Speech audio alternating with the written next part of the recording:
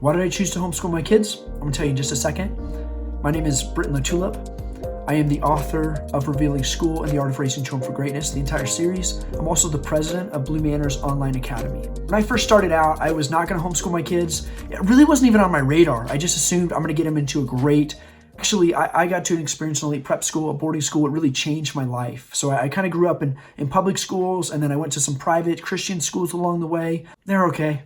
And then I got sent to boarding school, a military boarding school, very similar to what Donald Trump attended. It's an elite prep school in Virginia, and it was amazing. So I was like, man, for my own kids, they're definitely going to go to a prep school. But then I married young, and my first daughter came along, and I wasn't a billionaire yet. I'm still not. And so I was like, man, tuition's like $50,000 a year. And when you're younger, you just imagine like, yeah, when you're 25 or 30 or something, you're going to be really rich. So that's no big deal. But I wasn't at that time. So I couldn't afford prep school. And so we really scrambled, thought, okay, what can we do? Maybe get a scholarship or something. And I started looking into that. Then I started looking into private schools, like private Christian schools. I didn't really want that. I do think that they're better than your public schools, but kind of. I mean, other than having some chapel and some better values and maybe better rules and stuff like that, really the education system is going the same way with these small private schools. They're really modeled after the public schools, but they're also pretty expensive. And at that time, again, I wasn't super rich. So then I looked into some private charter schools and stuff. And I'm doing this when my kid's still in preschool, like 4 years old. But I'm just getting prepared. Like, what are we going to do? So I'm researching that. In the meantime, my wife has been just teaching my kid to read at home when she's 3 years old. She was teaching Audrey to read and just do basic math, counting and stuff. I wasn't really paying attention. But once we got to school age, approaching kindergarten, we're looking at what Audrey knows, and she's like a genius kid, just a very special kid. She knows tons of countries and cities of the world, and she's already doing addition and subtraction and barely starting to do multiplication, and she is reading very well. So we're like, man, if we put her into a normal school program, she's going to be super bored for one, and we're going to just lose out. Like, she's so far ahead. This is like a very gifted child.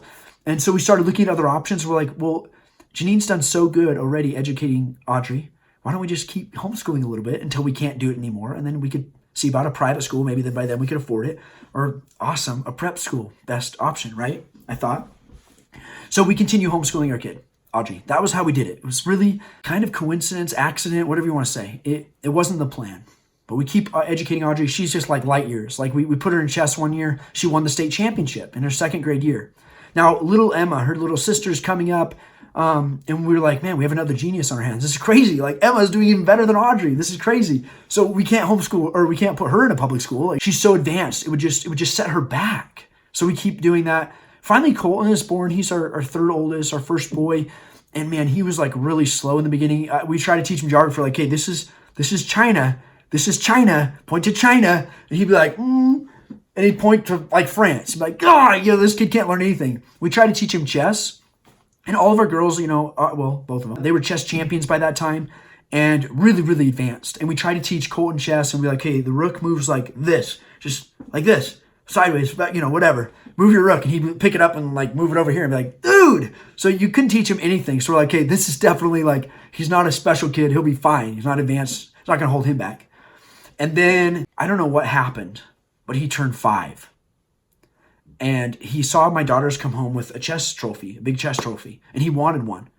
And then all of a sudden he sat down and he learned chess in a few months, and he went to the state championship and he won for his grade.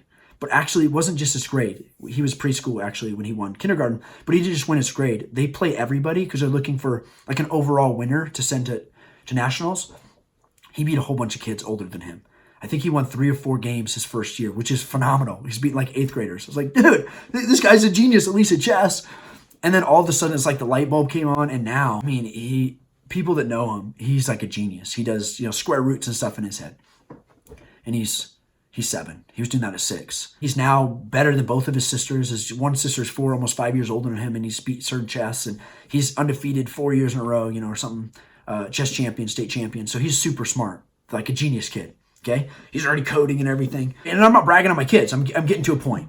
So we're like, dude, another genius. Like, we're homeschooling. But actually, by this time, we've been homeschooling long enough. We're starting to realize he's not a genius. My kids aren't geniuses. They're just normal homeschooled kids. Like everywhere we go, we're bumping into these homeschoolers, and these homeschoolers are winning everything. They're winning the geography challenges and the debates, and they're just crushing it. And we're like, oh, our kids are geniuses, not in this world. They're just normal. Now, if we put them in a school, yeah, they'd be held back. So homeschoolers were killing it. So we're like, okay, moving forward, like we're only going to homeschool. Now, there are some kids who are homeschooling and they struggle. Maybe that's why they homeschool. Maybe they're in the public school system and it wasn't working out. They're behind, and so they are homeschooling. So we definitely have those, but a lot of the kids who have been homeschooling from the beginning are just phenomenally bright, and it's just normal. Homeschooling is a great quality education, and I'll talk about why it's better than public schooling. It's not that the public school teachers are doing anything bad, but there's a lot of disadvantages the public school has to deal with that really sets them behind. So they may be great teachers, they may love their kids, but you try teaching 30 kids different, reading and math abilities all in one class, all at the same time. It's just not possible. The elites of the world have always used elite prep schools where the class ratios are tiny and they're basically getting tutored. Or back in the day, they used to hire private tutors. There's just nothing to compete with that one-on-one custom curriculum that you can provide, custom education for your kids. So that's why we homeschool. There are a ton of other reasons, but that's how we got into the homeschooling world. If you would like to know more about how public school is failing kids, check out Revealing School. If you want to start, if you're already homeschooling and you want to give your kids an elite education, check out Blue Manor Academy. I'm going to tell you more about that probably in the next video or so. And then if you want to know more about raising your children for greatness, read The Art of Raising Children for Greatness. The series start with the book on education. It's phenomenal. All right, we'll talk to you guys.